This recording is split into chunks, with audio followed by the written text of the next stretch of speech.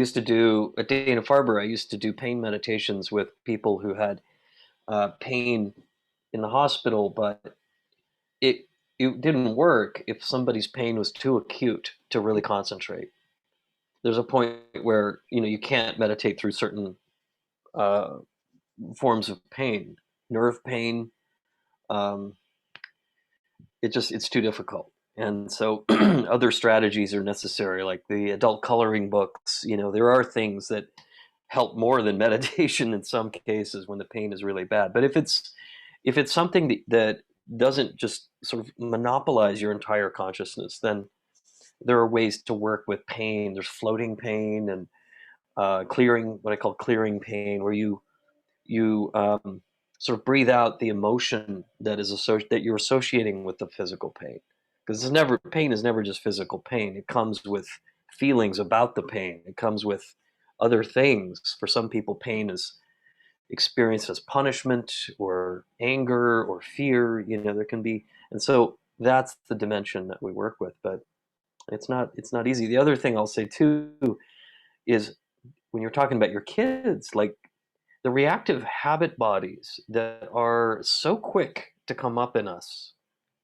so quick, even if we're practitioners, sometimes these things just come up from the back and then knock us off center. And so it can changing the brain itself is not easy, but it's possible through repetitive practice, through meditation. We start finding that the reactivity is less. It doesn't mean the habit body is gone altogether, but the reactivity tends to lessen a bit.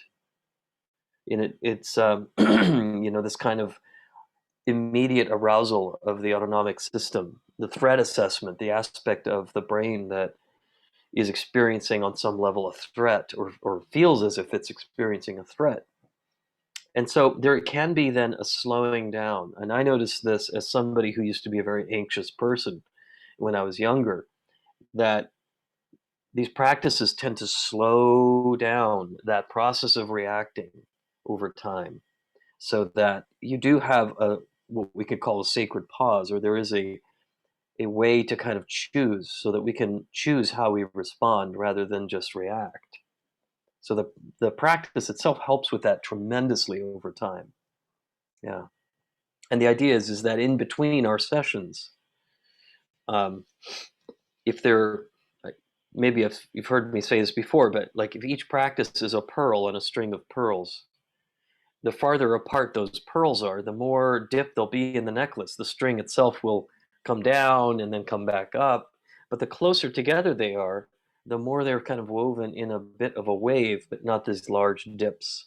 So practices like that, practice sessions help us to kind of be strung together a little bit more uh, in a wave rather than these these dips. Yeah.